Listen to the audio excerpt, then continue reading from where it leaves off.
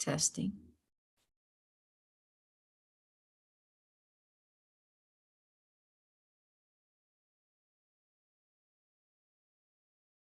Christina, can you hear me?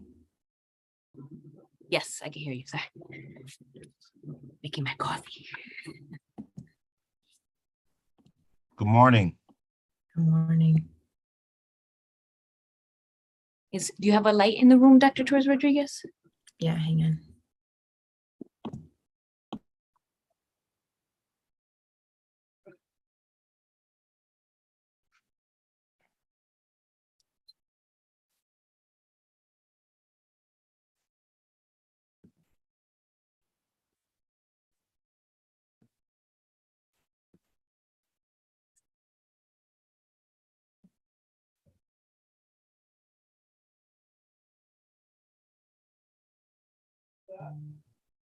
Okay.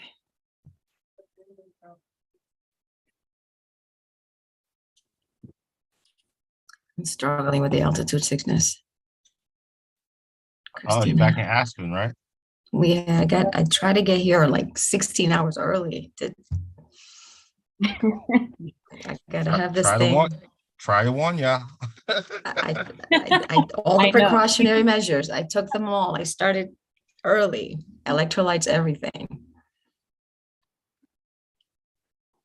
I warned Chief Avila and the others. Let's see if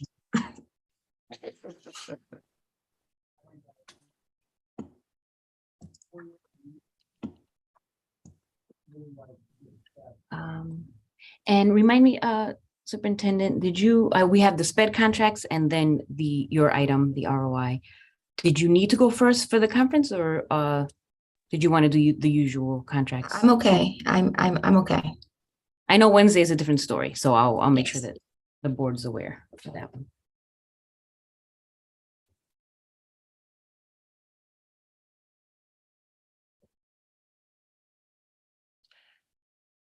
Christine, I see Shantae's on. Did you get confirmation from others that they'll be joining today? Most everyone, yes, accepted. Some I did not hear from, but I will send messages. Okay. Either joining now. See Kim. See Kim joining. Let's give it a couple of minutes.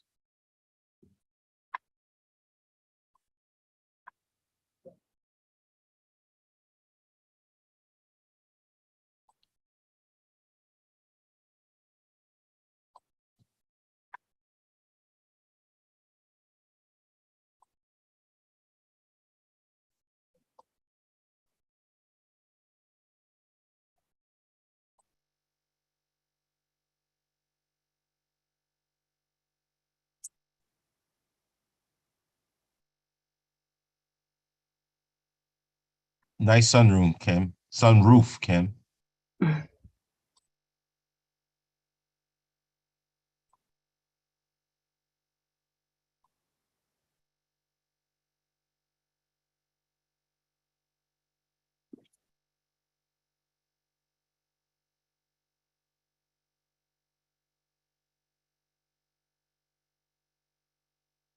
Yeah, Christine, if you could start, I'm sure you are already texting some folks and Mhm. letting them know.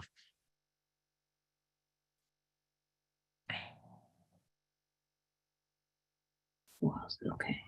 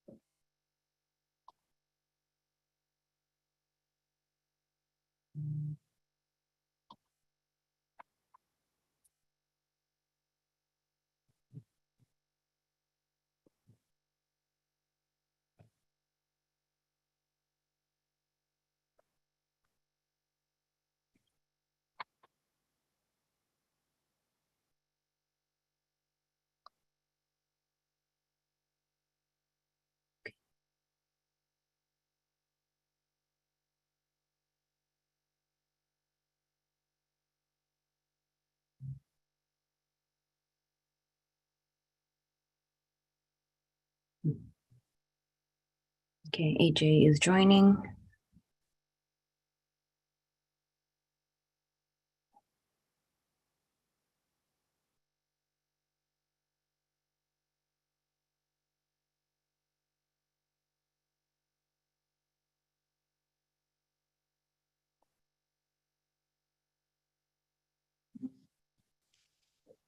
Okay, I've sent messages.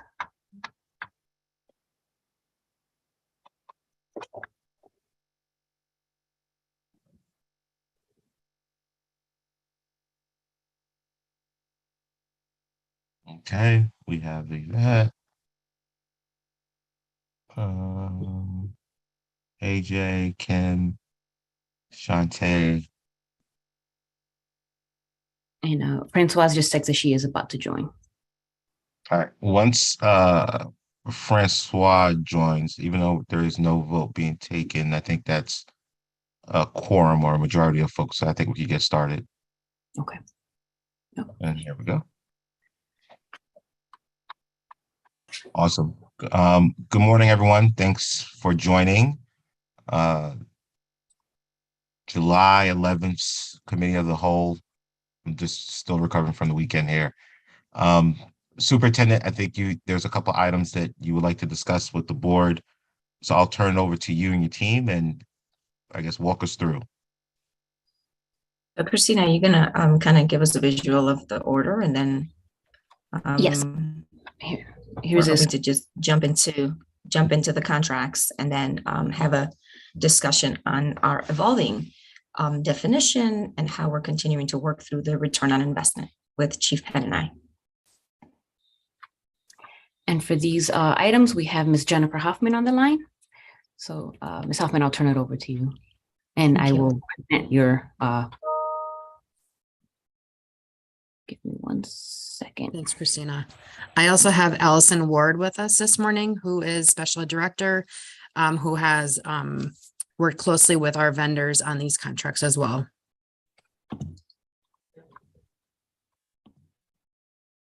Morning. Morning. So our objectives today are to walk through the steps we have taken for recruitment and hiring of candidates, understanding the impact of CT SEDS on the contracts. We have one that will be impacted by that, and then understand the scope of our services offered by various vendors. Ms. Hoffman, just for our viewers, just a quick overview of CT SEDS. Sure. So CT SEDS is Connecticut's new platform, which will house all of our IEPs, 504 plans, our restraint and seclusion, and other documents that we have to submit to the state. We were previously using Frontline for both IEPs and 504s, and the state has moved to one platform just for consistency purposes. And so we rolled out that new platform last week. We are still working through some steps to ensure that we're ready to go for the beginning of school, but we're in a good place and ready to work with it.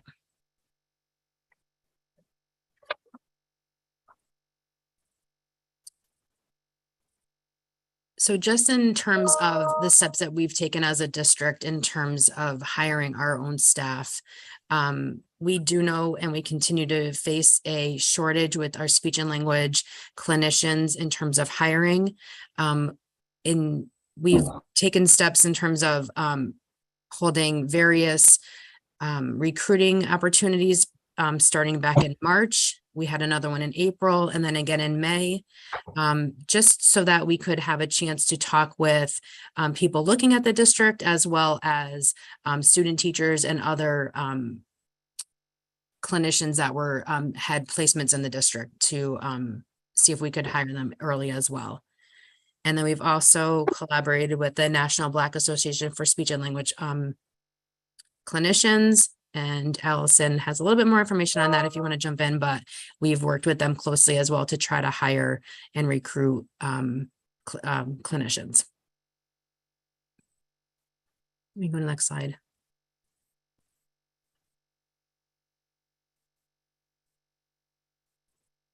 This is just an overview of our current positions.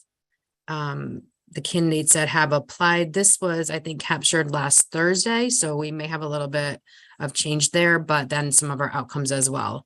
As you can see, we are continuing to struggle with hiring paraeducators, continuing to struggle with hiring special education teachers, but moving along in other areas.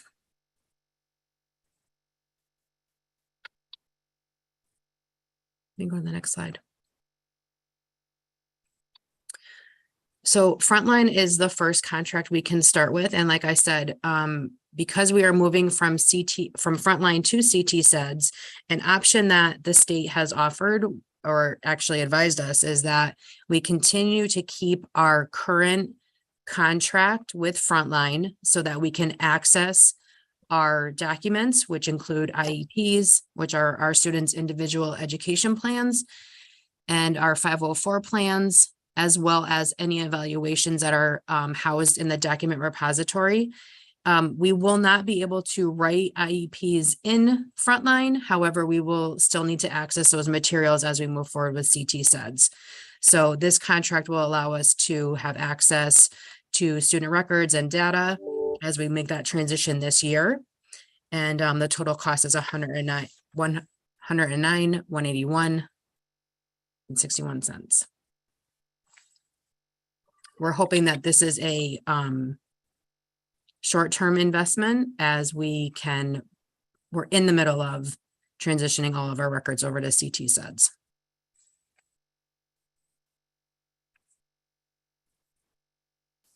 Next contract being requested is with CBS Therapy.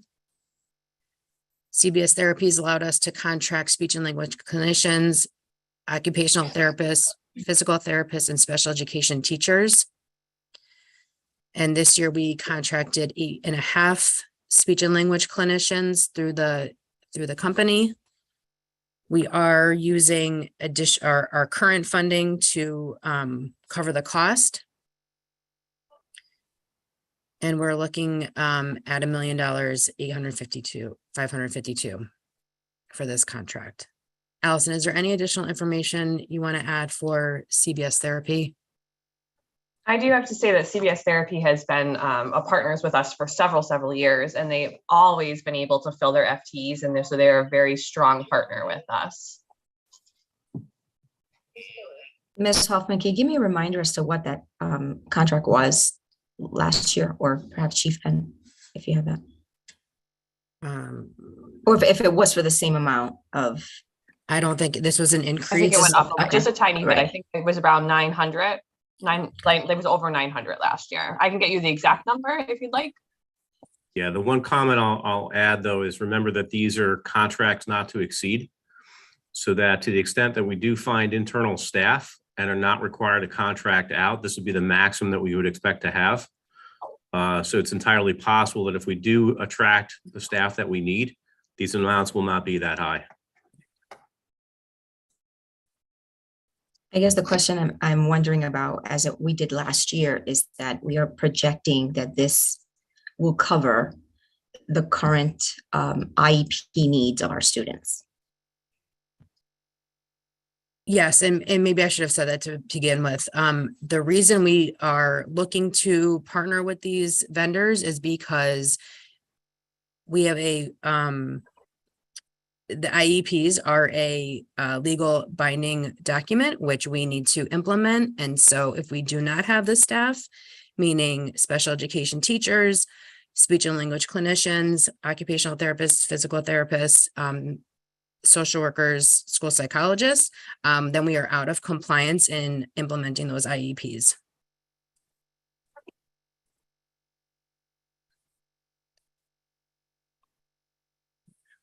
Any other? Okay. The last contract was 981,631 to be exact, not to exceed like you guys were talking about. Okay. I see some, I appreciate the dialogue. I see some hands raised from colleagues. I'll go to board member, and I apologize, I did not see the cadence, but I'll go with board member Bello for questions. Great, thank you. Just curious about how the 8.5 FTEs for speech language professionals, I'm assuming the P, maps out with the vacancies in the other page. I just can't see side by side. Maybe I should open up my slide, but is this making a dent? Does this make us whole? Are we still lacking? Do we still have liability with this? Just those questions. Jen, is this a good time to pull up the other slide? Sure. The little, Um, can I share my screen or no? Christina, can Allison share her screen for Yep. just a minute? Thanks. I will That's stop a sharing. great- Go ahead. Great question. Okay, let me see if I can pull this in. Ooh. Are you guys seeing the PowerPoint right now? You can Or are make you it seeing in this? presentation mode would be a little bit bigger. Okay. Better. Is that better? Yes. Okay, perfect. I just wanted to make sure I had the right screen. Thank you. So what I did is I took our and the left is the 54.6 FTEs that we need to cover all of the current hours on IEPs. And then the next column is what we have currently for Hartford Public Schools, like our own speech and language pathologist. We currently have 23.6. We are hiring, in the process of hiring 4 more, which will bring us to the 27.6 FTEs. With the agency, so that's the 8.5 that you saw on this contract, as well as the next 2 contracts that are coming up. That brings us to 22.47, which if they are able to fill their needs and we are able to fill ours, it leaves us with about a 4.5 FTE that we're still going to be in like looking for. Does that help? Absolutely. So I guess my question is, why wouldn't the contract be for the full sort of remainder of what we need? So we use 3 different contracts. So this is just one. The next Okay. one is for over 11. And then the next contract after that is for a total price. And they don't tend to, the third contract gives us a speech and language pathologist, but also the teachers in there, which is very helpful as well. Okay, perfect. Thank you. Yep. I'll Board stop Member sharing. Ledger? Yes, good morning. Thank you so much. I know that during the school year, there are students who will be identified and needing services. What's your turnaround time for that when that happens? Because that happens every year.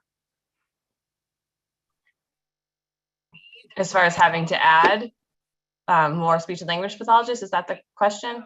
Yes. Okay, so a lot of times, so it's a twofold, right? So our seniors leave, some preschoolers come in, sometimes the numbers even out.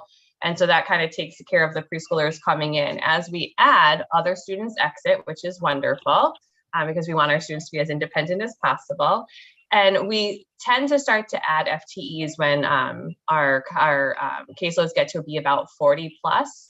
40, 41-ish, we start to add. So as fast as we can get speech and language pathologists, we definitely will, work on that. I don't have an exact time frame as far as like if a school didn't have one or we needed to add one, but most schools have at least a partial speech and language pathologist at this point, but we don't have an exact time. Like I can't tell you that it'll take me 2 weeks to get someone. Okay, thank you. And I'm sorry, there's one more question that I have. What is your tracking system with regards to servicing these students, with regards to the hours? Because there are students who, because it is a legal binding document, how are you tracking the hours of these students to make sure that their services are being met? Great question. So there's there's 2 folds to that. One is we're going to be using our new CT SEDS program to continue with billing hours. So speech and language is a billable service. And so all of the speech and language pathologists have to record their sessions within that system so that we can bill for that. And then those students who are not, let's say, Allison Ward is not getting her services, then the school holds onto a spreadsheet that captures all of that so that when we do get a speech and language pathologist, we know exactly how many hours that Allison Ward is owed on top of her normal hours. Okay, thank you. I have one more question and then I'm done. What about students, or do you ever do this? What about students who say you have one student who needs services, like say 3 times a week, half an hour, 3 times a week, and you have another student who needs maybe half an hour twice a week? Do they put those students together? Or do you allow that? And how is that working with regards to billing? Because it's almost like, cutting corners. Yeah, so the IEP directs all of that. So if a student has on their IEP that they have to be seen individually, then they would be seen individually. If they have small group, which most of our students do, because students actually learn really well from their peers, and so then the speech and language pathologist groups them together. And so many speech and language pathologists are seeing 3 or 4 students at a time, sometimes up to 6, depending on if they're working on pragmatic language, because you can't work on pragmatic language in an individual setting because you need to be able to have that social language. And so social peers have to be interacting together. Or if they're doing something very specific, such as like the R sound. So they definitely can group kids together, and the billing system allows for that. And so the new CT Sets is going to allow them to create groups together and be able to bill right there in their groups. Okay, thank you. So is there a difference with regards to saying billing for each individual child or grouping? So the system takes care of all of that as far as our reimbursement comes. Okay, thank you. Yep.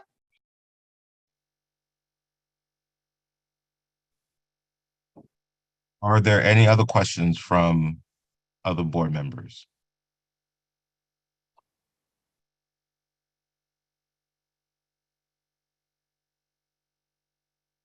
Okay, seeing none, I think we could continue.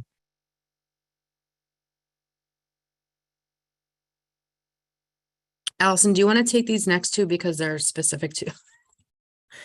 Sure, no problem. So Stepping Stone, which in the past you might have known as Cumberland therapy, we are looking to actually increase them by a 1 FTE, because last year we were at a 10.4. We'd like to go up to that 11.4, which is why the contract is a little bit more expensive than last year. And that they are another group that really does a nice job of being able to find a speech and language pathologist, especially through teletherapy and things like that, which is wonderful. We've added this past year, about halfway through the year, we added a paraeducator line to that because we were really struggling with finding paraeducators. Last year we had an FTE of 20. We'd like to actually add another 10 because they did a nice job of finding us paras pretty quickly. And then so that is why you'll see the 2 different totals at the bottom. I can't see them, I apologize. So it's just, I think, the way my screen is. So that is why you'll see the speech and language as one and the paras as the other. The paras, just like the speech and language, are coming from our budget. So we're not asking for additional funding. We're just asking that we are able to contract with them and then be able to move the current funds into another line to pay the contract.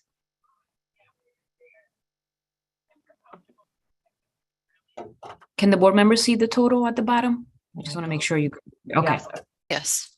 Yep. So I do have a question, not necessarily regarding the total, but just from a programming perspective. So let's say so clearly, like, right, teacher shortage and everything is an issue that every school district is trying to manage across the nation, and clearly special education is probably the biggest hit area, right? When you think about the gaps that we're trying to fill. I just want to make sure that we're painting a realistic picture of what we're up against. So I appreciate all the efforts here and the great work that the team is doing to really close the gap. But where are we? Like, how are we stacking up? Where are we? What are the gaps? And what do we have to close? So for example, and I know board member Ledger was getting to this a little bit, but right, let's say if a kid has, I don't know, 6 hours, right? So basically, how many hours as a district do we have to make up for our students? Right. And again, I'm under the assumption that, and no fault of anyone here on the phone, but I'll find it hard to believe that we're at 100% compliance of IEPs. I'm just trying to figure out, like, what do we have to make up? Sure. So, I mean, I don't have an exact number for you. Each school has a little bit different, but, we could come the fall, pull that together from each school, no problem. As far as speech and language goes, we did offer, just so that you understand how we've kind of tried to continue to close that gap, is we have offered parents to be able to go out and find their own speech and language pathologist and being able to, pay for that for them. Most parents do not take us up on that, just so that you know. I think we've had about 2 or 3 that have done that. And then we've also tried to have speech and language pathologists do things after school, but you know, that is hard to find a speech and language pathologist that is willing to do that. And then we again keep track of their hours. And when we do have a speech and language pathologist go in, they start by seeing their normal groups and, you know, just kind of stopping the bleeding to say, and then they slowly start to add students. So that question around grouping, that's great because we can group. If Allison Ward is owed an extra 5 hours, I can slowly start to see her with other groups on top of hers. So if she's being seen twice a week, I can easily see her another, you know, one other time to start to close that gap. Right now, we really need to concentrate on completely filling our FTEs so that we can then go in and really create plans to get all of our students caught up. A follow-up question on that with regard to ESY, extended school year, and whether or not students are receiving any compensatory time there. So they're not receiving compensatory because we have to actually service their ESY hours as well. We currently have 4 speech and language pathologists working for the summer, 3 of which are actually seeing the entire district. And that includes students that have come back from CREC and from Learn and, you know, Achievement First. All of those students are being seen by the 3 speech and language pathologists. And our 4th speech and language pathologist is actually doing all of our birth to 3, because our birth to 3 world does not stop for ESY. It continues, and we continue to accept students in. So he is actually doing all of the transitions, including holding PPTs, evaluating, learning the new system. So we are currently very nicely staffed for ESY, but not with the ability to really add on to that. Okay, thank you. So I guess at least for my vantage point, as we get closer to the school system, I think as a board, it would be helpful if we, again, understand the reality of what we're facing and the gaps that we're trying to close. And look, and again, no fault to everyone here on the phone or on the line, but let's just call it what it is, right? And I think every school district is struggling with this. But I think to the extent that we know exactly like what we owe to our kids, and if there's a plan that helps us close the gap, I think as a board, we would like to know that. And there's an opportunity to accelerate that. I think as a board, we'd like to know that as well. Absolutely. That sounds great. We'll definitely pull that together in the fall once we all come back, and we can do it by school so that we can really see where those areas are and then be able to create plans. I think that's great. And I want to make sure, so when you mentioned the grouping, right, this is dictated by the IEP, right? So Correct. Okay. So then I guess the question is, and this is probably more for teaching and learning, is that grouping approach working?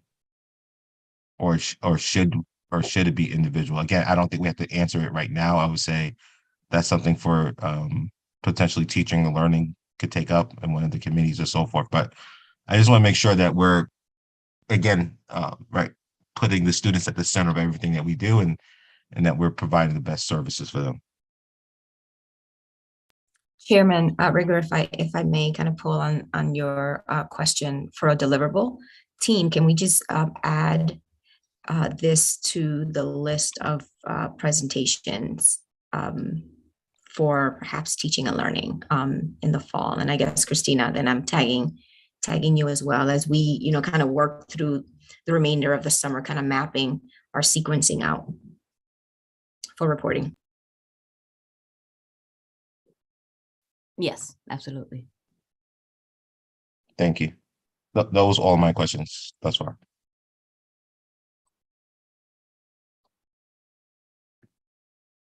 And then this is our last contract that we work with Alliance.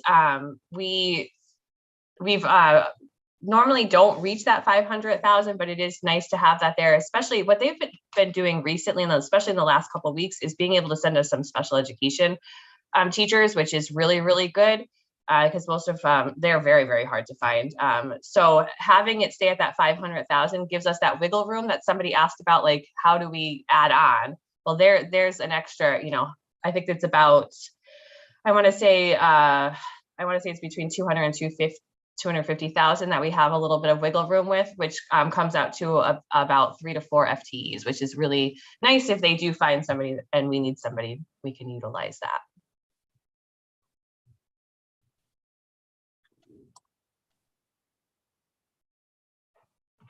The next contract is request to continue to contract with Connecticut Behavioral Health.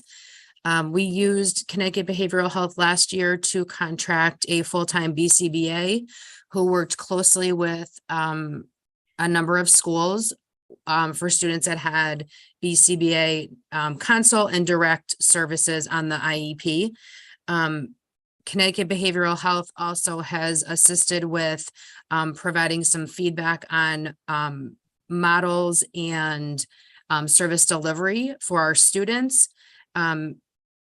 It's always nice to partner with somebody who can share resources, share current research, and assist in some of the programming that we have in district. So this contract would be $301,229.25 to continue.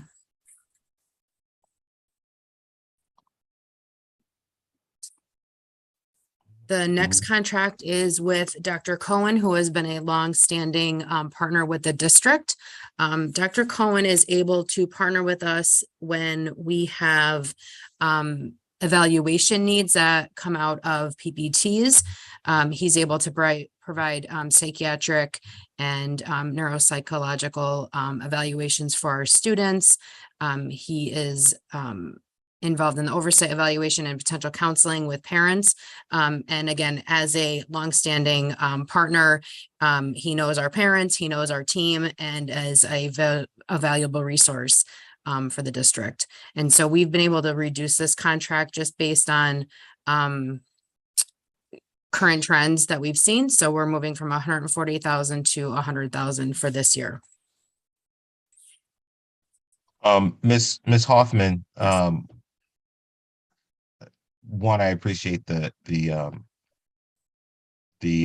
spirit of fiduciary responsibility as it relates to the reduction in this particular contract. But you mentioned based on the trends that you're seeing, are you able to just maybe speak to that a little bit? Or like, what are you seeing? I guess in my mind, intuitively, I would think that this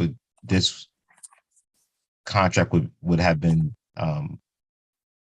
flat, if not more, but just interested in seeing what you're seeing from a trend perspective. Yep. So we tried to look year over year for the last, I think, over 3 years.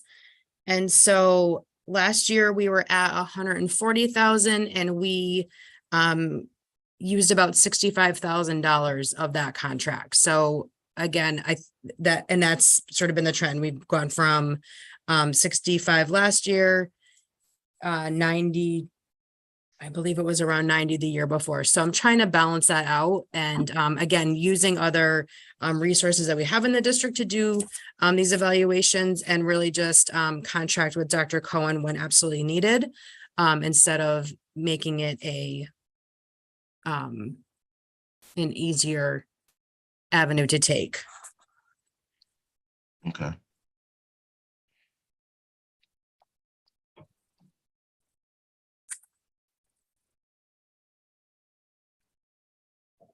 Christine, I think that's Hoffman. our- oh, I'm sorry. Go Oh, ahead. but so the 100,000, it still, you think, would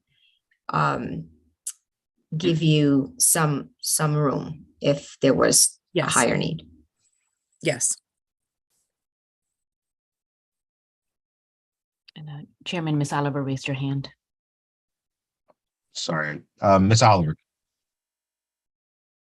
Hi, thank you. Thank you for the presentation. I'm going to the Dr. Cohen piece. I just want to clarify. I'm connecting in my mind this to the larger MTSS structure, the work that we're doing with the other organization, is the EFF, I can't think of right now, but it's because what I'm hearing you say, I think, Jen, is that we're being smart about our resources and allocating them correctly, right? And really trying to maximize. So is that part of this larger picture or no?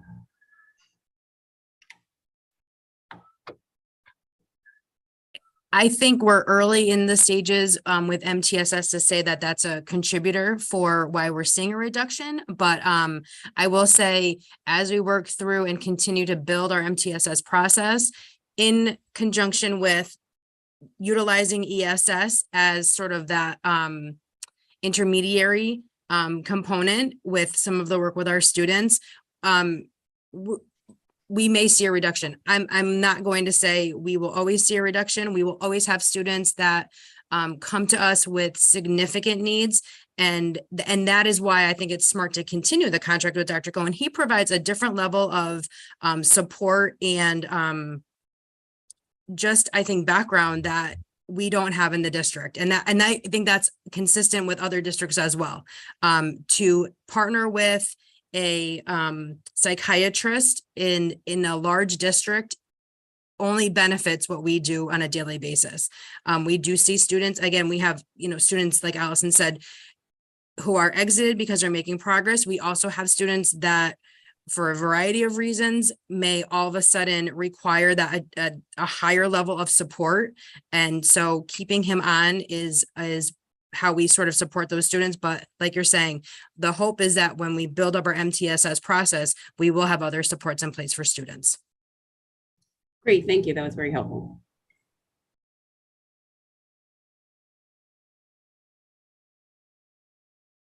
Looking to see if there's any other questions from my colleagues.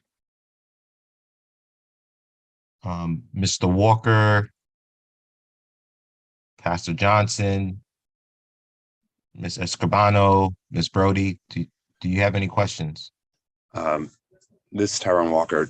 No. The questions asked thus far have answered questions that I've had. Thank you, Mr. Walker. Ms. Brody?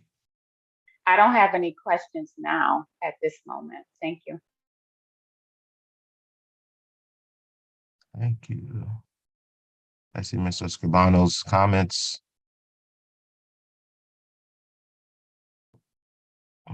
Okay, Superintendent, looks like we have no additional questions, so we'll look towards you for next steps.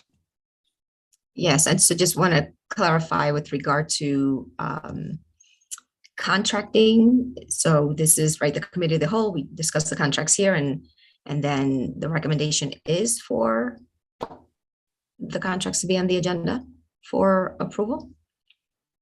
Just want to check in on process, given that it's a little different here with the committee of the whole versus going to a respective committee and then to the finance committee. Correct. And then the July 19th, the regular meeting, they will be up for a vote. Yep, I that's my understanding of the process, but let me check with the team and make sure everyone's has the same understanding or alignment with the process. Phil? Yeah, go ahead, Sure. Mr. Johnson. Yeah, thank you. Yeah, I'm in line with the process and clear on what's happening. Yeah, and as the Finance Committee Chair, I actually like this particular process for these types of contracts where I think it actually helps the context to hear both the service and operational kind of concerns as well as just the numerical line item. So thanks for this process.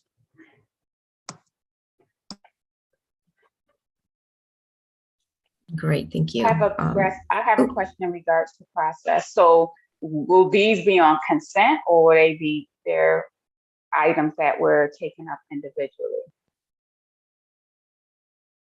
Because that makes the difference. That is a good question. Christina, I believe we have these as business agenda items, no? Yeah, normally the leadership team kind of makes the final decision, but I know something that I did kind of like at the previous committee where here the board members kind of decided what they felt, if they would like it on consent or regular. So it's really up to you, Chairperson. All right, well, then I'll look towards the team. What are folks, would love to hear some input. This is Tyrone Walker. I would like it on the business agenda just to provide like the general explanation that was provided. Not as much detail, but to let the general public understand what the contracts are serving and why they exist. And just a little bit of that, I think, would be helpful. Because I think it would be good to know the criticality of the contracts and to kind of step away from the idea that the district is just engaging in consulting services when there's some easy alternative. Thank you. Others? I agree and have a follow-up question. I agree with Mr. Walker. Some of these contracts are very large, some are not so much. So will there be representation from these organizations, these companies at the board meeting? Superintendent? We can try to reach out certainly to them. I know they've not been in the past, right? If I'm, perhaps we can Not- connect yeah, to see if they're, say again, Christina? Yeah, I agree. The SPED contracts have not, because it's like a staffing versus services provided, but we can reach out, yes.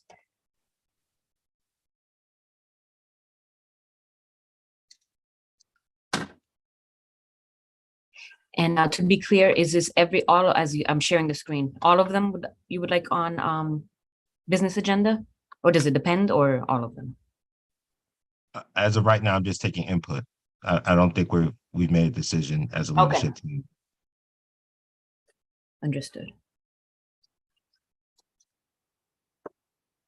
Would love to hear from others.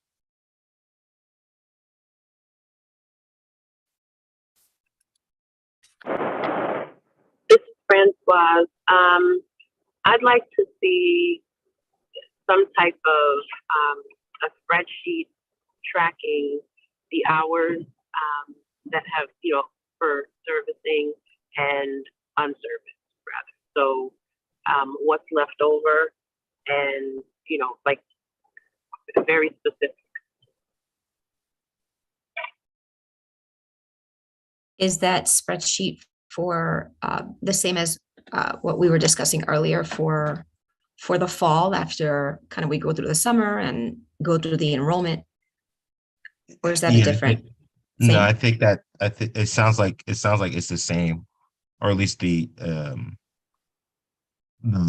content or the intentionality of the request sounds to be the same. Just having understanding current landscape and if there's any gaps with what we're providing.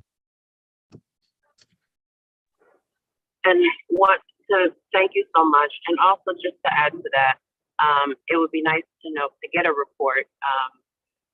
Month to month would be helpful, so that we can see if there are certain months where there's a higher volume of hours, students being serviced, as opposed to other months where it's not as high.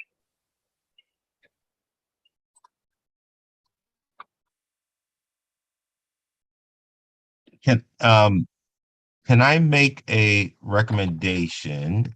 And what was I forget the contract amounts. I think Ms. Brody brings up a good point. Some are larger than others and so forth.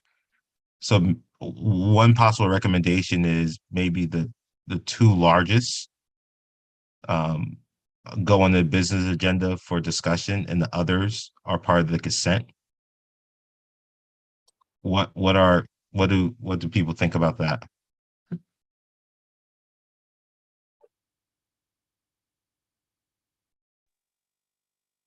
I'm okay with that. Yeah, same. Same for me. I also just liked a little bit of an overview when we do this in public at our meeting.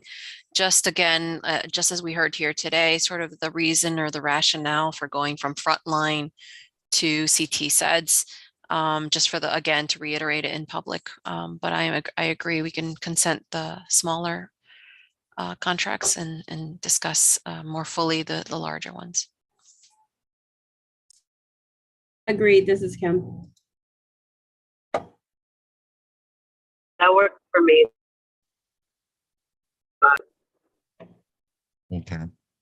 So I see the 2.4 million here. What's the second largest one that we're looking at? I believe CBS therapy, Yes. Ms. Hardy, correct me if I'm wrong, that at one, Correct, I'm CBS sorry, therapy. Yep. at 1.008. And then others, are the others under 1 million? Yes, sorry, my connection is so slow. All right. Yes, that one is 300,000, Connecticut Behavioral Health. The Alliant is, any second, 500,000. And I know Dr. Cohen is, And what was Frontline? Frontline was 100,000 as well, 109. Okay. So Christina, just make a note of that. We could talk about that in leadership, and we'll take the appropriate steps. But what I did hear is I think there's a willingness to discuss some of the larger items and where it makes sense, put some of the smaller items as part of the consent agenda. Will do. Okay, Superintendent, is there anything else that we need to discuss, or you want Not with- that you want to share? Not with regard to the contracts. I think we're done here. Yep. We can move on to Christina, back on the rest of the agenda. ROI. Okay. So I had started to, I think Chief Penn and I did have a conversation, I believe it was in the Finance Committee, as a brief overview of our current thinking and evolution of ESSER ARP spending using the return on investment lens. And so what we want to do for the next, I don't know, 30 minutes or so, in the next slide, just sharing themes from some of our continuous improvement data, specifically for our ESSER funded strategies, and then to preview how the data are informing how we both adjust the strategy and then also the resource use, because we continue to think about how we can maximize our impact in alignment with the initial principles that we had identified for how to invest these short-term funds. And I just want to remind us all that this is like almost new territory, right? We know that when you think about ROI, there's got to be anywhere from 3 to 5 years before you can begin to really think about, tracking the return on the investment. And we know that, ESSER and ARP, it's a 3-year window. And the first year, right, was a lot about engaging and trying to determine the need that our students had. And so it's just a very different timeline that we're trying to work with here as we develop this new framework. Christina, if you can advance to the next slide. And I can this is a reminder, last spring, right, when we did the engagement and we aligned our stimulus funding to the strategic plan. So these are the 4 big areas. And some of the strategies that we're going to share with you today, and the progress, of course, aligned to all of these. Next slide, Christina. And I think Chief Penn, if you can just kind of give the overview of the finances here.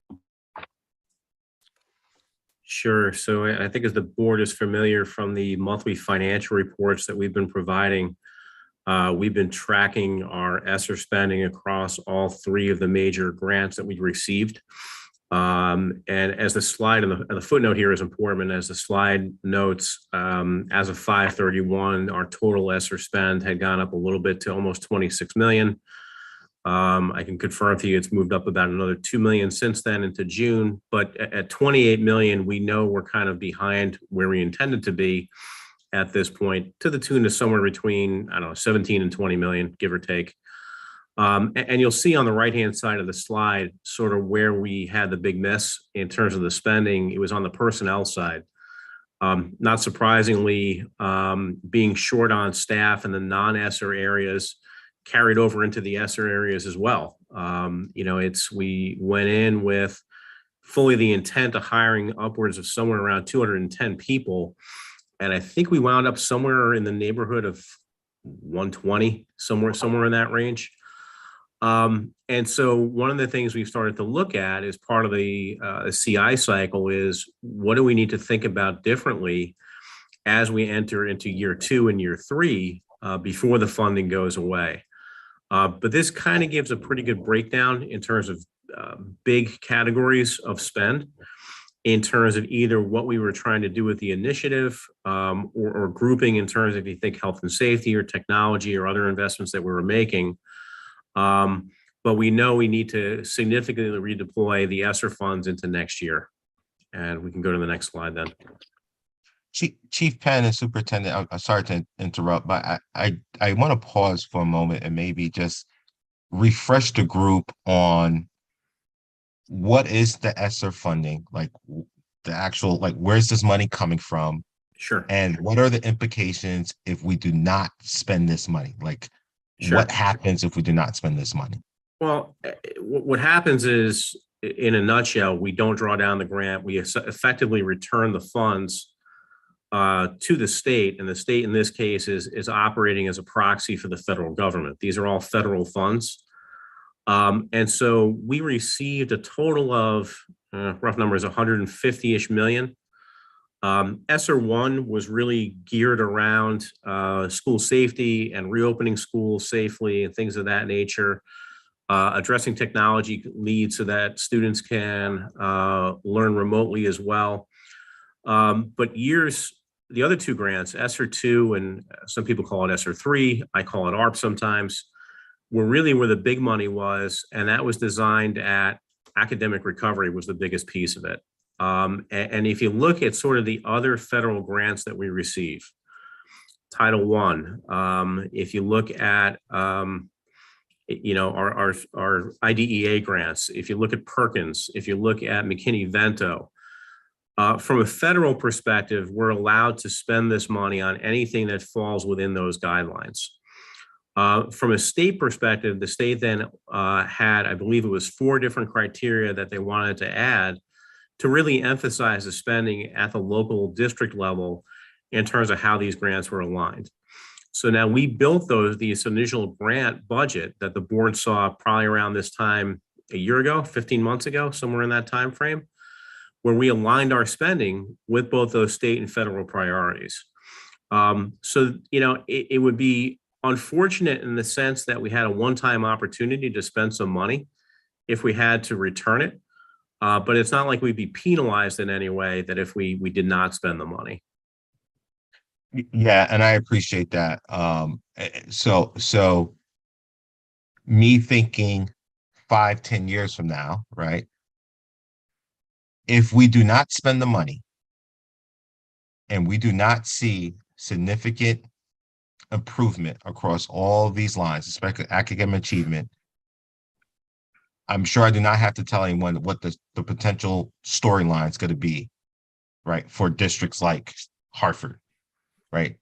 You guys need money. We gave you money, and you still couldn't figure it out. So I say that to say, in the spirit of, I think Chief Penn, you hit it nicely, this once in a lifetime opportunity. Let's make sure that we're very thoughtful and mindful of how we move the district forward, because if we do not spend this money, it's going back. Yeah. And we're not going to get it back. Now, I'm not saying we spend frivolously. I'm saying let's be thoughtful in how we spend the money and make sure that we're turning over every single stone. So I just wanted to make sure that we level set and I'm sure folks knew that, but I just wanted to be on record and remind the group that this is a once in a lifetime opportunity for us to do something very different that historically has not been there for the district. I appreciate that, the backdrop. And so perhaps this is a good time. I know I'm kind of going off here in terms of sequence, Chief Penn, but Christina, in the slide flow, if you go to slide 14, only because I think it's important when Chairman is talking about 5-10 years from now, we know that we went at this in a very unique way. In terms of identifying what the principles, the guiding principles for the investments would be, right? We know that the feds gave us their, the buckets, if you will, that these funds would be permissible for. The state did the same thing. We aligned those to our priorities. And then we even went a step further and identified the principles for the spending. Christina, are you with me? Yeah, sorry, I'm opening, that's in the appendix, correct? So I'm opening that It's one. slide 14 Sorry, on my side. It's fine. the principles for investing for sustainable impact. I think that's really what I want to get at, that even though the funds are here for 3 years, we want to make sure that we leverage what we have now for now and for later, right? And so while you pull those up, I can just kind of do a voiceover, meaning that one of the principles is that we understand and we quantify the recovery needs with an equity lens. Also improving, investing in proven high impact strategies. I believe actually this was you, Chairman Rigger, a year ago, where you said, well, I'd like to see what the research says in alignment with the strategies that we are identifying, research and best practice. We want to send our spending on strategies that also target recovery, right? Because that's really what the feds, we all are after, right? It's going to be post-pandemic. We really do also have to tend to recovery. A fourth principle is investing deliberately in equity. And to that, we have identified how to tier the supports. This is why, right, not all of our 39 schools, for example, are going to have a class size reduction, right, resource, because we really want to target based on where the needs are the deepest and widest. Another one is planning spending with an eye toward the future, which is what I just heard, Chairman Rigger speak to. And then also clarifying decision-making roles and support flexibility, because it's easy for the assumption to be made that just because we have additional funding, let's just spend. And no, we have to make sure who are the decision makers with regard to the spending and what the guardrails and the parameters are. And then lastly, we added to continually adapt based on the context and what works. And this conversation around ROI is specifically aligned to that principle, that this is something that I know for a fact other districts, the majority of other districts, are not necessarily engaged in, right? Applying a continuous improvement lens to the investment. But this is what we really want to do, because we really want to see how we can learn fast. Not only as to why we're investing and how and what the outcome is, but to set us up for the future. So I know I digressed a little bit, but I wanted to just kind of also add the other backdrop that we were very intentional in how we were identifying the spending. I do want to pause for a second. So bullet point number 3 that you just mentioned there, and I think it's worthwhile noting for the team here, because I know a lot of us are heavily involved in the community. I'm sure the community members come to us and with some great ideas and so forth. I think there needs to be a clear understanding of the rubrics, right, that we're using to fund special efforts, projects, organizations, and so forth, as it relates to right, the intent of the grant itself. So to the extent that it maybe is already captured here, that you could share with us, Superintendent, again, that rubrics of how, or the guardrails or the lens that we're using to draw down on this grant, I think will be helpful.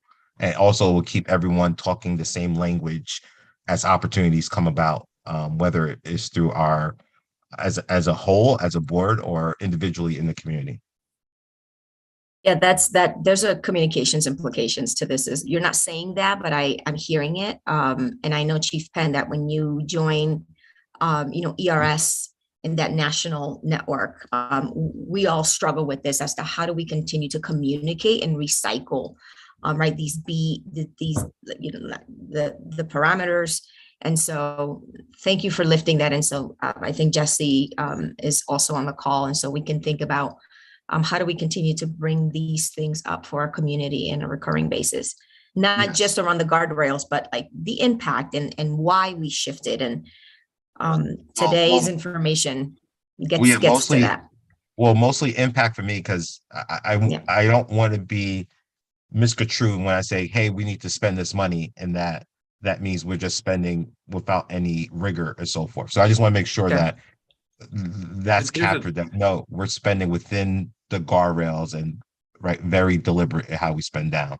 Yeah, Mr. Chairman, if I recall correctly, there was a document that I'm familiar with that we shared internally just to make sure that we were designing with the equity innovation grants. Everybody sort of understood what the parameters were. I just need to go back and find it, and then I could share it with Christina to go to the full board. That'll be super helpful. Thank you.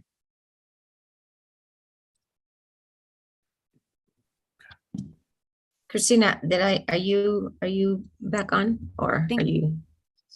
Yeah. The slide deck is where it was. So Chief Penn, I'm tagging you back on. I think there was Okay. I think another one. we're ready to move on to the next one. Am I on the correct slide? Go one more. The next one. Oh, one more. Okay. Am I not on the right?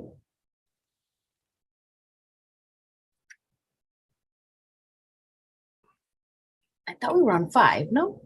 We should be. We were here. And then, so sorry. Christina, I just slacked you the PowerPoint in case you want to. Christina, can you stop sharing? Let me share. It looks like you might have the computer problems. All right, let's. Okay. Everyone can see my screen? Yes, sir. This slide? Yes, sir. Thank you. Okay. Well, I think we kind of hit on this a few seconds ago, but the key point of this slide was when we look at ERS's national database of large school districts, everybody's kind of struggling with this issue right now about how to spend the money. And I think it was really around some of the same issues that we're experiencing. The lack of staff available to school districts isn't even a regional issue, it's a nationwide one. So when I have conversations with my counterparts in large urban districts sort of all over the country, they're saying exactly the same things, that they just don't have the resources available to them to staff the positions that were originally designed within the budgets that they created for their ESSER spending. And they're now in the process of trying to figure out how to go back and redesign those plans with what is effectively about 27 months left in the grant programs to figure out a way, okay, how do we get this spent? But in no way is Hartford unique in terms of the fact that we're not getting the staffing we initially planned. But I think we are a little bit more unique in the fact that we're going through this continuous improvement cycle as a way to say, okay, what do we do differently in year 2 and year 3? And we can go to the next slide.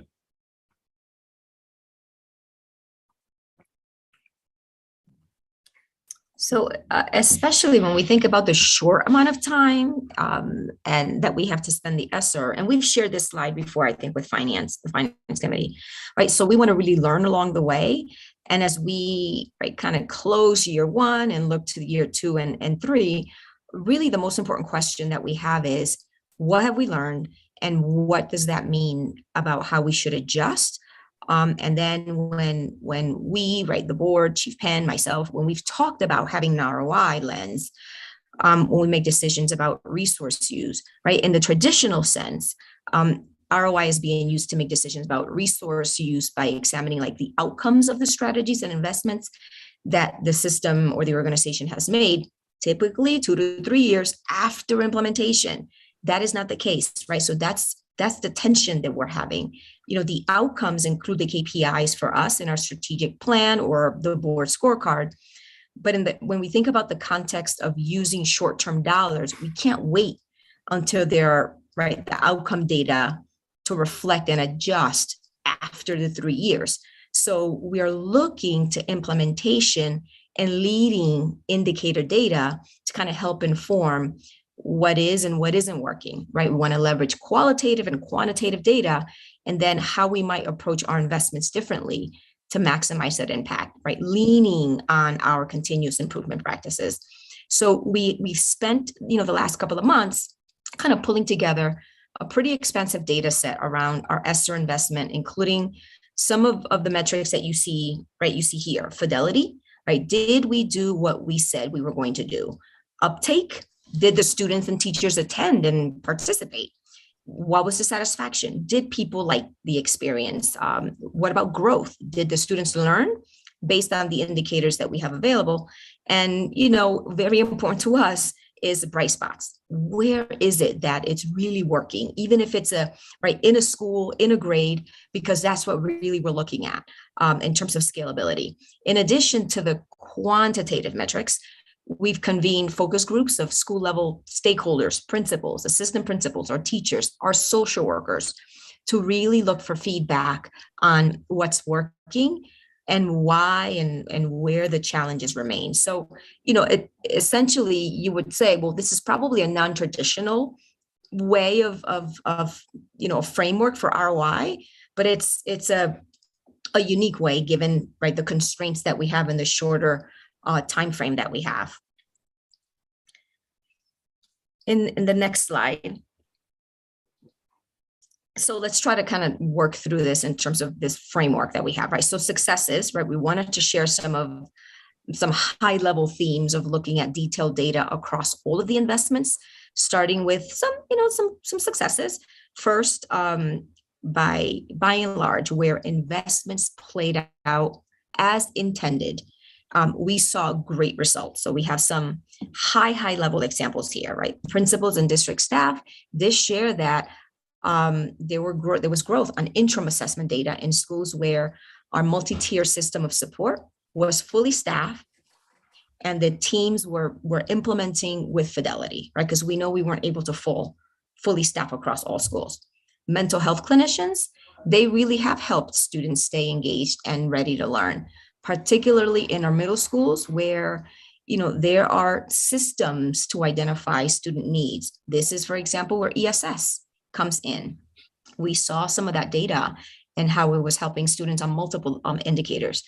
Our teacher feedback with regard to teachers and students that were part of our intercession, all mostly positive. And there's evidence of growth in targeted standards for students, those students who attended. And then our talent recruiters, right? We know that we have spent resources, people, time, and money on recruiting and retaining staff. And so we've heard of the positive impact from the use of specifically those recruitment bonuses in those hard to find positions. I know that's very high level, but we wanted to begin to plug in the elements of the framework. And then in the next slide, right, the other side of that is the challenges.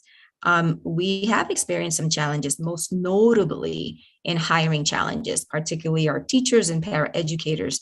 And this is a barrier. It was a barrier in implementing some of the strategies in ESSER, like class size reductions and investments in our resource teachers that we needed to implement the MTSS, the multi-tiered system of support. And it also put, as we all have heard it and have seen it, a significant strain on schools to implement high quality instruction and students' wellness and mental health needs. We heard from both, the teachers and our principals that they're feeling overwhelmed and overworked this year. And some of these staffing investments were deliberately targeted, right, at our highest need schools. And since there were some of the greatest areas of underspent, like Chief Penn was saying, because of the shortages in staffing, it meant that our ESSER resources really didn't play out as equitably as intended. And many of those schools suffered high vacancies in core teaching positions and exacerbated, right, their challenges in meeting student needs. The third bullet here, attendance, has been a major challenge this year, right? It sharply increased here in Connecticut and across the country. And after major strides before COVID, we fell back, if you will. And in some of our extended day activities and initiatives funded through ESSER, even attendance was lower than expected and inconsistent. And so it's unfortunate, especially as we look at the impact those programs did have on students that attended regularly. And then lastly, in focus groups and other feedback that we have gathered, we've heard that school level stakeholders wanted more agency to customize investments to the unique needs of their school buildings, right? They agreed with the strategies that we identified as a result of the 50 hours of engagement, but they still were saying that they want more agency to implement strategies. And we actually found a way to kind of solve for that while maintaining balance, right? To get to your point, Chief Chairman Rigger, about, what are the parameters? Because we just can't say go spend because we have additional funding. If we go to the next slide, with a continuous improvement lens, we have reflected on our spending, the challenges we have faced, and of course the successes we have had in these major strategic areas, and even in the feedback that we've collected from our school leaders and central office team, so that we can plan for next steps.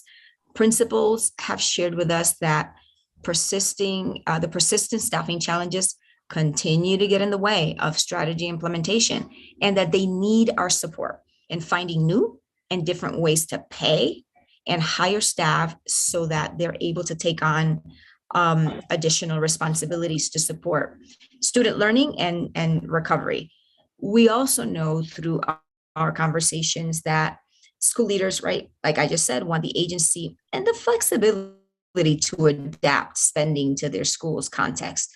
So given the positive feedback that we've received in our first round of equity innovation grants, one way that we're going to increase that school level agency is through an expansion of the equity innovation grants to provide more flexible school-based funds. This will accelerate spending that happens directly in schools in ways that reach students with the greatest needs to improve that equity of resource use. And we also think that it's a great way to be testing different ways to organizing resources, including ways to mitigate the impact of the vacancies. So we're going to dive into this specific initiative at the next committee of the whole when we're talking about the equity innovation grants, and really get granular as to what are those parameters, what are the spending guardrails. But related to that, and secondly, we want to think about ways to use these short-term resources to increase pay in strategic and short-term ways by increasing, at least while we have the dollars, pay rates, stipend opportunities, tuition, certification reimbursements to reduce the barriers to entry into teachers, and recognize the hard work that our teachers and staff continue to do. And third, we want to target resources toward increasing student attendance in the school day, in extended day opportunities that have shown the greatest promise in terms of impact, but that students are not really attending with fidelity. And fourth and last, knowing that our staffing shortages, they are not going to resolve overnight, right? We want to explore how to invest in non-position resources in ways that accelerate our strategic plan priorities, while also supporting long-term sustainability. So the sorts of investments that we might consider, things like expanding our athletics programming, equipment and facility upgrades that we can purchase now, would directly support our strategies for student engagement and respond to the feedback that we've received about what attracts and keeps students in Hartford which also serves to address our bigger financial sustainability challenges related to the regional choice system. So these are the main themes of success and challenges and next steps that we wanted to kind of lift up for you. And I have included in the appendix a full summary by the investment of the data that we've looked at. And so I can pause here and see if there are any initial questions, or if you'd like for me to just give an example, go through one of the examples in the appendix to kind of share our thinking and how we're thinking of the next steps. Appreciate that. Board Member Bello looks like she has a question. Give you the mic. Sure. Thank you so much, Chairman. So I'm looking at these sort of proposed steps, and I just want to be clear that these are ideas and suggestions or recommendations for future and permanent establishments. So I just want to make sure that these are not temporary, that we're actually trying to build something that we can sustain over the years. And I'm saying that like explicitly because these seem like really good ideas, and they also seem like they align quite well, give or take the emotions around it, with what we're hearing in every board meeting, right, from the public, greater autonomy at the school level. Resourcing those staff and positions and people who know the students very well. So I just want to kind of note that I'm hoping these are not measures while we are resource heavy, but really also could be measures that we implement in times of scarcity as well. So just wanted to mention that and get your feedback on whether that's the plan or not. Absolutely. So one of the things that we're still holding true to are the fact that these are in alignment with our strategies and our priorities, and they are completely in alignment with those principles that I mentioned, the investment principles, because they're setting up, though we're doing it now and being responsive to the needs, are setting us up for longer term. And if it would be helpful, I could go through or at least direct you, board and the public, to the appendix so that you can see, how we're kind of laying it out, where, the implementation approach, like why did we invest this way? How did we do? Are we seeing the evidence of the impact? And then are we going to continue? Yes, no, why not? And then any implementation adjustments that we're making, always thinking about, is this something that we're going to be able to sustain? And if we don't, and we're not able to sustain, it's because we're thinking, so this is immediate, that needs to happen in the next 2 years to try to catch students back up, and then, be able to, kind of scale down. So we want to be very intentional and explicit about both of those. Thank you. Board Member Oliver. Thank you. I guess my question is, I'll just ask the question, you guys will tell me. So one of the things I'm thinking about is, many of you know, just because of what I do, my job, I'm aware of some of the providers that work directly in the school that actually help to execute and implement the community schools strategy. And based on my observation, in terms of the work we were doing here at the city and looking for grant funds, it seems as if they were looking for additional resources in order to do that work. Now, my question with this is more so, as I review the slide that you presented, was, a school level agencies helping what happens more directly with schools, working on things like attendance, all of these things. And so I guess my question is, I like how what you've planned out is a nice frame, so there could be multiple things that come underneath. But I guess I am asking a direct question in terms of the community school strategy, is because it seems as if, again, to be fair to all of my partners, no one has specifically come to me and said, Ms. Oliver, this, et cetera, as a board member in my role.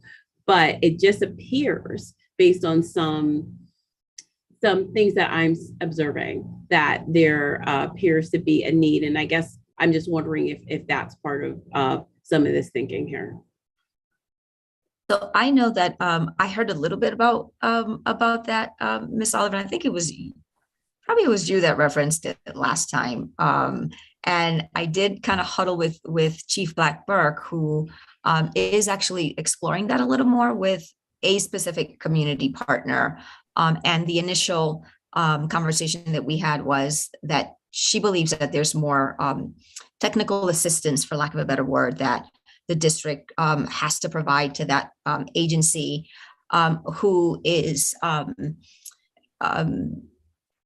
who understood the framework to be that they, as the lead agency, were responsible to provide all of the services versus braiding of the supports and the partners and the resources. And so we can get into more granularity after Chief Black Burke continues to look into that. But to respond to your question, or to clarify your question, are you asking with regard to added resources that a lead agency, for example, might have? Or are you asking about past ESSER funding, the sustainability of the strategy? No, I'm looking, this is moving forward. And I will let you know, since we've talked, it's more than one agency. I'll just leave it there. We can talk offline. But my question is more so, is it going to be more of an investment in the community school strategy? That might be more so internally with your office, as opposed to lead agencies. I'm leaving all that to you. But again, as we talk about some of these things that we know are critically important, and the work that we're doing in collaboration with a lot of the partners on the ground as it relates to engagement, as it relates to attendance and chronic absenteeism, I'm just wondering about that, as well as the fact I'm seeing certain things happen that I go, wondering about that. So as we talk about the spin rate is a little low, is that an opportunity? So I'll want to know a little more with Ms. Oliver as well, if we can talk more offline as to the experiences that you might be hearing about, and then also any work that we as a district have to do with regard to further clarifying the framework, right? What I think we're going to end up having to work through, and this is something that I'm kind of watching even across the country as we're all trying to figure out, especially high need districts, right? How do we solve for all the other needs that our students have that we as a district, for example, have taken on, right? We know that we have to tend to attendance, but we know that our students spend the majority of the time outside of school. They really do spend the majority of the time outside of school. And so where do we draw? This is not a great way to put it. And it's not where do we draw the line, but like, how else do we bring people on? Is it us that are supposed to bring people on? So that's not what you're lifting for me, Ms. Oliver, but it's what's making me think about, as we think about longer term, how do we solve for all the needs that are not academic, but impact academic outcomes for our students, and this experience now that some, because you're saying it's more than one, that some of our partners might be having, that they need more to do more. Yeah, and the last thing I'll do, and I'll leave, because we could definitely talk more offline, is, we know the community schools strategy has been in place in Hartford for multiple years, way before the pandemic. And we knew that there were needs then, and we talked about, and I think, Superintendent, you led in this space of talking about the increased intensity of need that we've seen in our district. So if we know that there was a model that could work at a certain level, I know that we now have increased needs. I know that we have our larger district plan that was, again, in place prior to the pandemic. Is this also an opportunity to look at that again as a strategy? I am in no way stating, even from an opinion place of, oh, more money should be given to legal ages. That's not what I'm saying. What I'm saying is more so of, to your point, that there are non-academic factors that are impacting our children in their lives that sometimes make it so that it is difficult for them to be well positioned when they're in that classroom working with that teacher. So that, I guess, is where I am, and even getting them obviously from an attendance place into the school. But anyway, that's enough on that. We could definitely talk more offline in terms of some specific things that I've seen.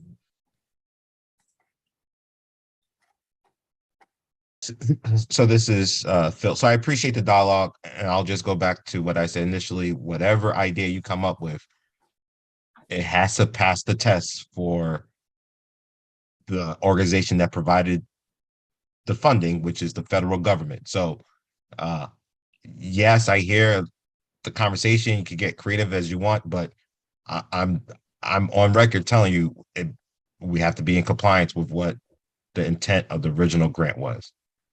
Board Member Brody, do you have a question? I do. So for all of these contracts that we discussed today,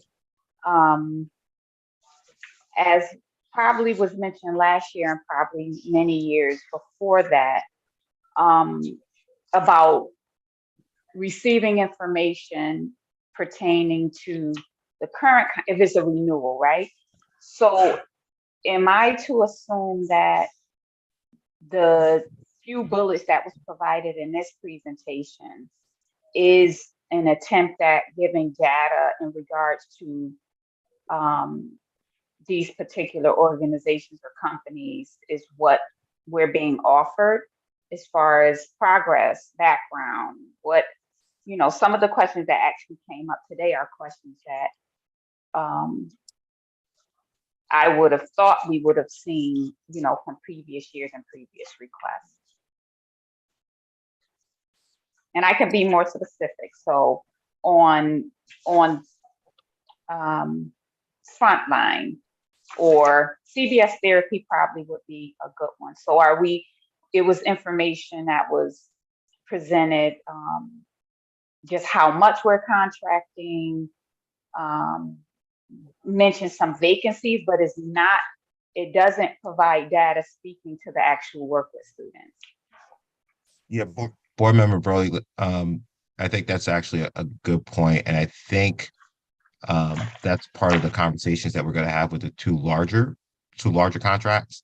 I do think it is Superintendent. I do think Board Member Brody brings up excellent point. Are there additional content that is able to be provided, or at least talked about during the board meeting, so everyone can have a clear understanding of what's in front of us? And then to Board Member Brody and to the rest of the team, between now and then, I would highly encourage everyone to send questions or their comments or their perspective of, at the very least, the contracts that we discussed today to the superintendent, and let's make sure that that's captured in the overview. And I think that's part of the process, is to talk about, right, some of those missing data points and really flesh it out in a public forum. But I'll stop there. I'm not sure, Superintendent, if you want to address more specifically what Board Member Brody has brought up. A clarifying question with regard to some of the contracts from today, which specifically address staffing, right? So the outcome that we're after is that they can deliver and get us staff. And so are you asking that we provide data for a different outcome? Like student achievement data? I'm looking for clarity. Student achievement, yes. Definitely student achievement. But if we know what, you know, we can follow a trend, we can see who's, how many more children have been serviced. I know it'll be a very hard ask to, I know the IEP discussion came up, but I know it'll be a very hard ask between now and the board meeting to make that comparison on some of the some of the contracts that has to do with us being compliant with IEPs. But just to get in the habit of just that practice, but definitely student achievement. So I think that the challenge, and perhaps Chief Penn, you can maybe kind of correct me from a finance lens. Right. So the KPI, if I'm thinking at it from a KPI perspective, the metric here would be fill rate, right? Whether or not they're able to deliver the staff that we need versus a contract like ESS, for example, that was specifically to address attendance or behavior. I'm not sure if I'm capturing that, if I'm understanding Chief Ms. Brody's request Yeah, I mean, accurately. I would think if you're looking at a contract with an outside services provider who's trying to give you staff where the need can't be met internally, there's probably two metrics, one of which is what's their fill rate. In other words, what's their ability to deliver on those staff versus the openings that you have. And then how quickly, right? So as a new need arises that wasn't in your original plan, and I think we touched about on this sort of back at the beginning of the meeting, how quickly can they identify a staff person to meet that need? Academic performance or student achievement, I think, would probably be more difficult to measure, and I can't really speak to from the folks that have been on the call earlier from the special education department whether or not they can isolate changes in student performance for folks that are outside contractors or folks that are our own internal staff. Can I clarify maybe? So what would be, so how do we know the individuals that are coming in from these agencies, what they're delivering and how effective it is with our students? So we're saying get us the staff, and we're measuring on if they could get us the staff or not, but how effective are these speech pathologists and, you know, as far as delivering service, like it has to be some tracking that aligns back to the student and completing the things that we're searching for them to, these staff members to do, the service we're asking them to deliver. So I'm assuming we have some way for that. You mean monitoring that they're doing the work? So we're on one hand, we have a need for these professionals. That's one thing. And to Mr. Penn's point, okay, we can measure, are they able to get us these people? But the people that they are getting us, how effective are they being? Just like we have staff, right? And we monitor and we evaluate our staff based on performance, like they were able to deliver these amount of hours of service, but does it end there or does it not? Does it not link to a student? Does it not link to student progress? Through the IEP, right? We monitor implementation of the student's IEP. Right. So in the IEP meeting, is saying they met this goal. They met with the speaker. Like it's somewhere that is measured. How? I'm just trying to make sure. Is it not make sure, but ask? Is it possible? If that, like, is that a actual thing that we can look at it like that, or would we have to say this person and look what student they helped and do it? And like, are we tracking it? Or if we want the information, we have to actually look for it by student, by, professional. Ms. Hoffman, I don't know if you're still on the call, but Ms. Hoffman talked about this, the CT SEDS. So there's data that's going to be tracked and documented. That's there. It is not specific. We cannot give student specific information, right? Because it's confidential, but we can identify student goals and delivery toward the goal of a student, the IEP goal. Delivery and completion of goals or not completion of goals? Could that be, and I'm not saying give it to us.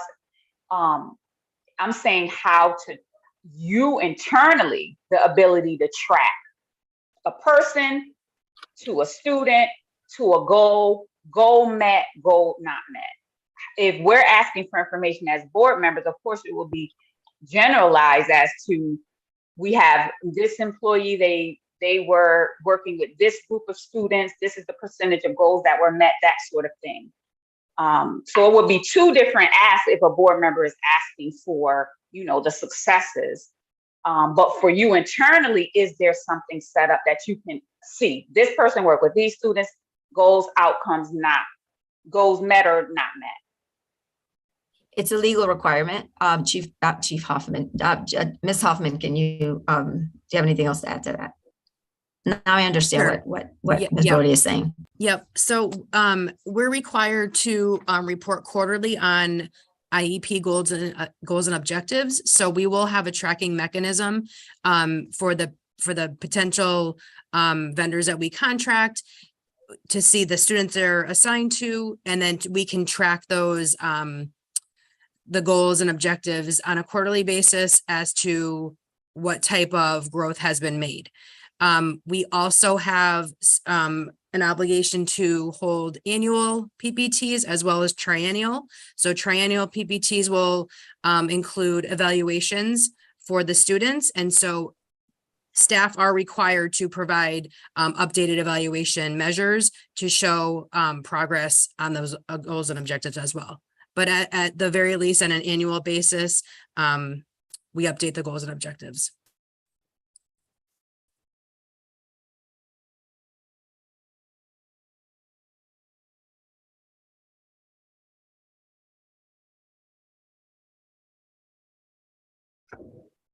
Did we lose? I think there was our a chairman? change. I think, Ms. Brody, there was kind of a change. And so I thought he tagged, I don't know who he tagged. I think he. Yes, sorry, Reverend AJ. So yes, we are overtime. I know some people have left the meeting. They've had next meetings. Pastor AJ, I don't know if you want to, if you're on the call, if you can hear Yeah, I'm us. here. Yep. Okay. Yeah, well, just want to thank everybody for their time. This is tough stuff that we got to get through, and I just want to applaud our staff for planning and getting us through. Not sure when our next gathering is going to be around this, but I know we have a retreat coming up where some of the stuff may be talked about. Dr. Rodriguez, do you have anything to say? I just want to reiterate that I know that there was data that was requested for the fall. And so we're going to add that to Christina, just to make sure that we add that to the cadence for the Teaching and Learning Committee. And then data with regard to fill rates for the contracts that were lifted. Okay, outstanding. All right. Is there anything else that needs to be said? All right. Not hearing anything. You all have a wonderful day. Thank you all so much for your time. And